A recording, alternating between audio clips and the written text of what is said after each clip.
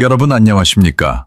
이 한동훈이 제명이 되자 친환계가 일제히 나서서 장동혁 대표에게 사퇴하라며 압박을 가했습니다. 장동혁 대표는 그러면 직을 걸라고 맞받아쳤습니다.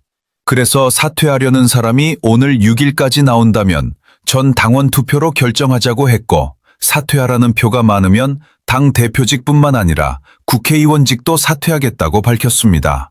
대신 사퇴를 요구하는 사람들도 각자 자기 직을 걸라고 요구했습니다.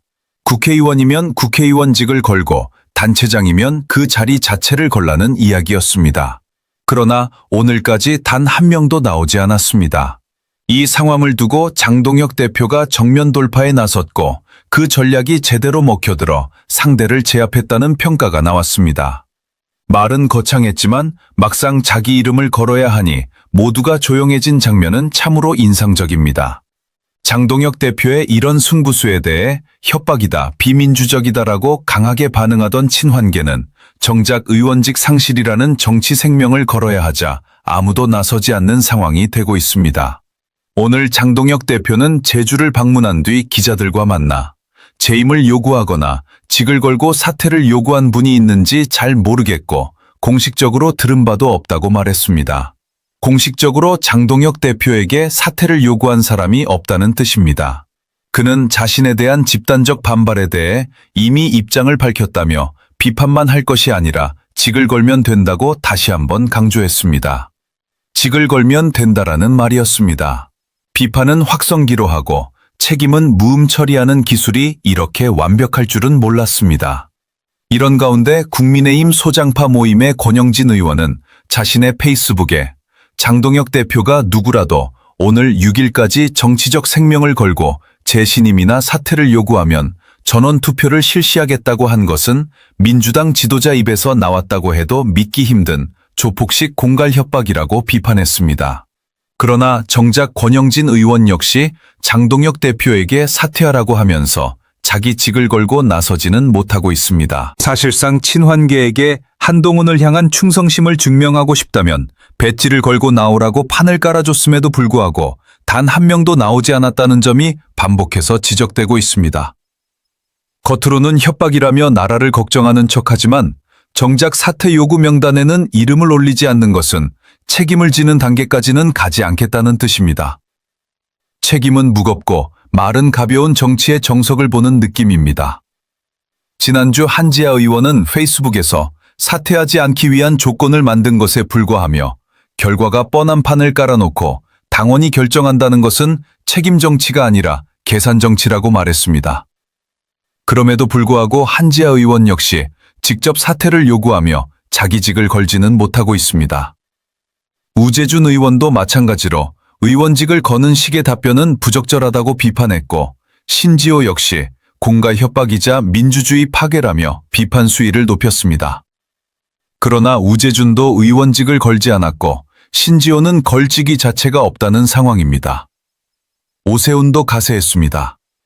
오세훈은 정치적 생명을 거는 방식은 참으로 실망스럽고 자리를 거는 것은 공인으로서의 자세가 아니라고 말했습니다. 그래서 기자가 오세훈에게 장동혁 대표에게 사퇴를 요구할 의사가 있느냐고 묻자 그는 질문에 답하지 않았습니다.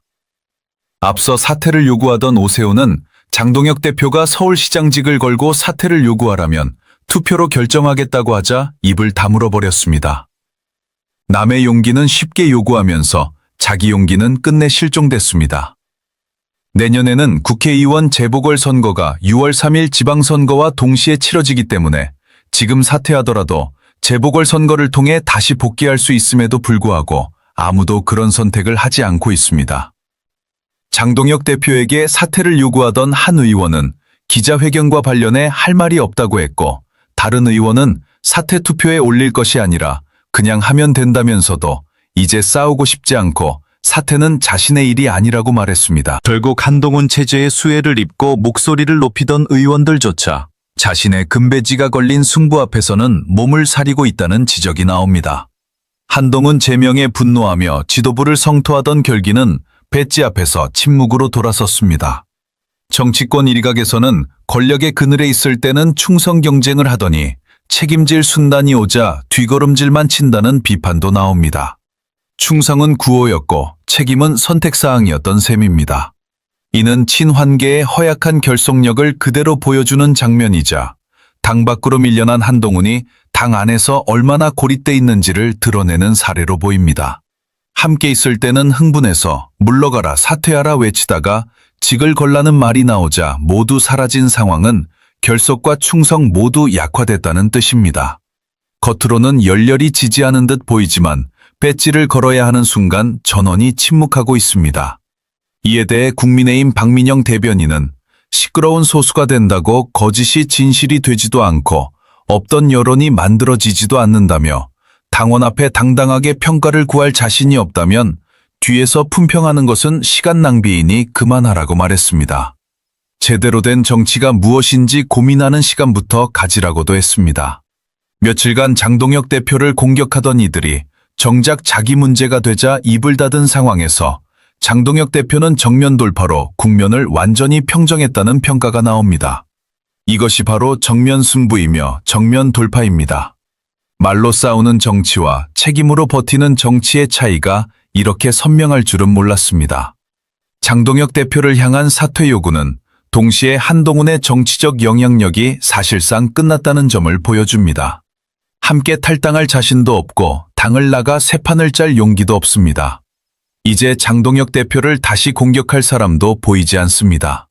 직을 걸라 하자 아무도 걸지 못했고 사퇴하라는 말도 완전히 사라졌습니다. 모아두면 많아 보이지만 흩어지면 아무 말도 못하는 모습이라는 평가가 나옵니다. 기자가 물어보면 할 말이 없고 싸우고 싶지 않다고 말하는 상황이 반복되고 있습니다. 결국 한동훈의 정치 생명도 여기서 끝났다는 분석이 나옵니다. 그는 지금 일체의 발언을 하지 않고 모습을 감췄습니다. 8일에 콘서트를 연다는 이야기가 나오며 고가의 좌석 티켓 판매로 비판을 받고 있지만 그가 보여줄 수 있는 것은 이벤트성 행보뿐 정책이나 정치적 무게감은 보이지 않는다는 지적입니다. 이런 흐름 속에서 한동훈 시대는 이미 막을 내렸다는 평가가 점점 힘을 얻고 있습니다. 정치는 무대였고 관객만 남았다는 말이 이토록 잘 어울릴 줄은 몰랐습니다. 지금까지 지정학의 창이었습니다. 세계는 계속 움직이고 우리는 그 흐름을 읽어야 합니다. 시청해 주셔서 감사합니다.